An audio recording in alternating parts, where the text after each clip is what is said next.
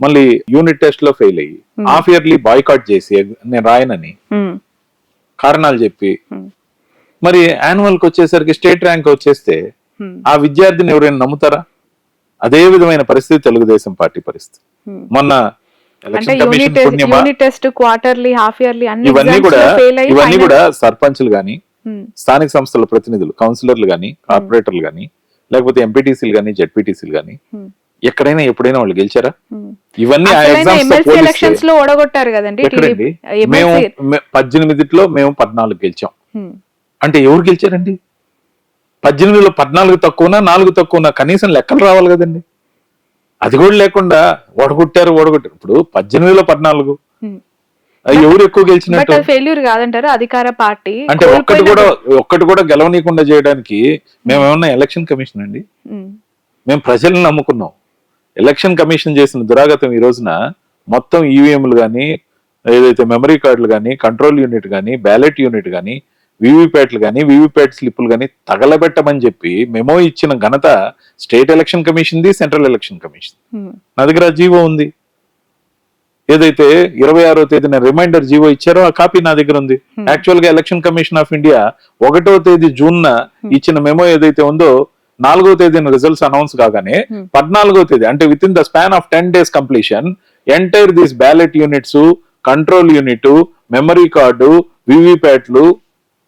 VVPAT స్లిప్పులు తగలబెట్టమని central election commission of India ఇచ్చిందంటే ఎలక్షన్ కమిషన్ ఆఫ్ ఇండియా దీంట్లో ఈ దేశంలో ఎలక్షన్ ప్రాసెస్ అనేది పారదర్శకంగా ఉందా, మిగిలిందా?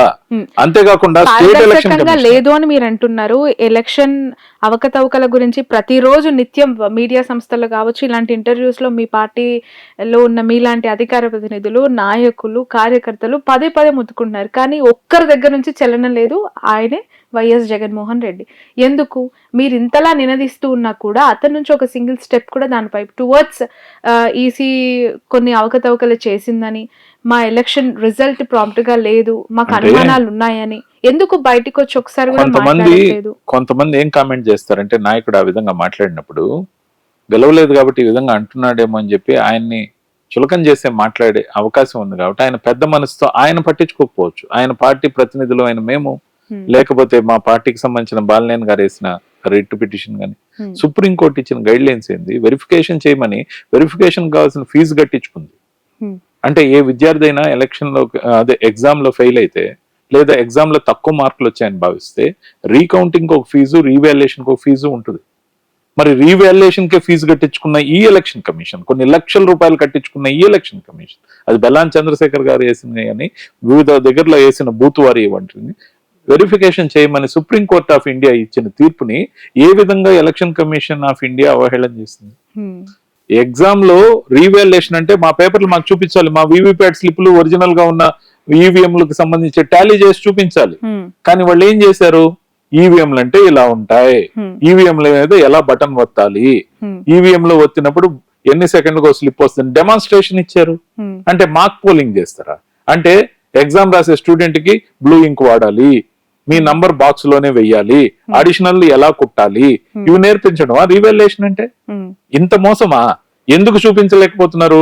సదరు ఏదైతే ఆధారాలు ఉన్నాయో అన్ని ధ్వంసం చేశారు కాబట్టి, వాళ్ళ దగ్గర లేవని చెప్తే గగ్గోలు అవుద్ది కాబట్టి, దేశం వైపు అందరూ చూస్తారు కాబట్టి, ఎలక్షన్ కమిషన్ ఆఫ్ ఇండియా చేసిన ఈ నిర్వాకం దేశం అంతా చర్చనీయాంశం అవుతుంది కాబట్టి, ఏదో చేసినట్టు ఉండాలి సుప్రీంకోర్టు చెప్పింది కాబట్టి మార్క్ పోలింగ్ చేస్తారా? ఇప్పుడు దాని వైలేషన్ గురించి ఎవరైతే కేసులు వేశారో వాళ్ళు సుప్రీంకోర్టు గడప దొక్కారు. ఇప్పుడు వస్తుంది విచారణకు, ఖచ్చితంగా రావాలి.